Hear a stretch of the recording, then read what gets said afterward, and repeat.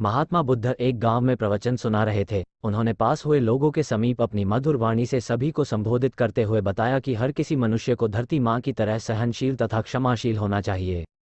क्रोध मानव का ऐसा शत्रु है जो दूसरों को तो हानि पहुंचाएगा, साथ में खुद भी उससे नहीं बच पाएगा। इसलिए क्रोध, ईर्ष्या मानव की सबसे बड़े शत्रु है। सभा में सभी लोग शांति से उनकी बात को ध्यानपूर्वक सुन रहे थे। तभी वहां उस सभा में एक अति क्रोधी व्यक्ति भी उपस्थित था।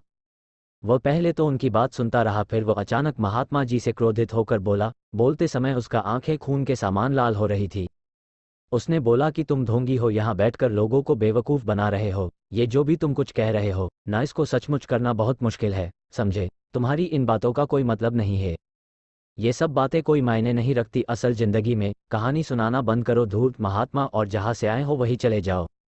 ऐसे कठोर वचन सुनकर भी महात्मा जी ने उस क्रोधी पुरुष का कोई विरोध नहीं किया और न ही उसकी बातों पर कोई भी प्रतिक्रिया दी। वह शांत रहे और अपना काम करते रहे, जिससे वो पुरुष और भी क्रोधित हो गया। उसकी समझ नहीं आया वह क्या करे। तब उस पुरुष ने महात्मा जी के मुंह पर थूक कर चला गया। अगले दिन जब उस व्यक्ति का क्रोध शांत हुआ और उसे अपनी गलती का पछतावा हुआ, तब वो आत्मग्लानि में जलने लगा। और फिर उसने सोचा कि उस महात्मा से मुझे माफ़ी मांगनी चाहिए। वो महात्मा जी की खोज में उसी स्थान पर गया जहां महात्मा जी कल प्रवचन दे रहे थे।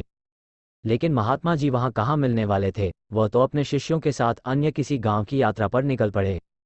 वो पुरुष सब लोगों से महात्मा जी के बारे में पूछता पूछता उस स्थान पर पहुंच गया जहां की महात्मा जी प्रवचन कर रहे थे।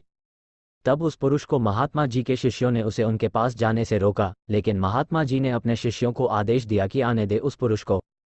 तब वो पुरुष महात्मा जी के चरणों पर गिर गया, उनसे बोला, मुझे क्षमा कीजिए महाराज। उसने महात्मा जी से पूछा, क्या आप भूल गए हो कि मैं वही जिसने कल आपका इतना अपमान किया था? मैं अपने दुष्ट कृत्य की आपसे माफ़ी मांगता हूँ।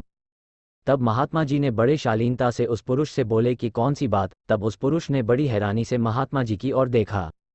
महात्मा जी बोले कि मैं तो बीती बातें वही छोड़ आया, क्योंकि बीता हुआ कल कभी वापस लौट कर नहीं आता, इसलिए बीती हुए बातों की वजह से आज और अपना आने वाला कल नहीं बिगड़ना चाहिए। जो हो गया सो हो गया। तुम्हें अपनी भूल का एहसास हुआ, यही सबसे बड़ी बात है। तुम अपनी गलती को मान लिए, सो तुम अब निर्मल हो गए हो, इसलिए कोई भी ग्लानि अपने मन में नहीं रखो। अपने आने वाले कल के बारे में विचार करो और उसे सुधारने का प्रयास करो।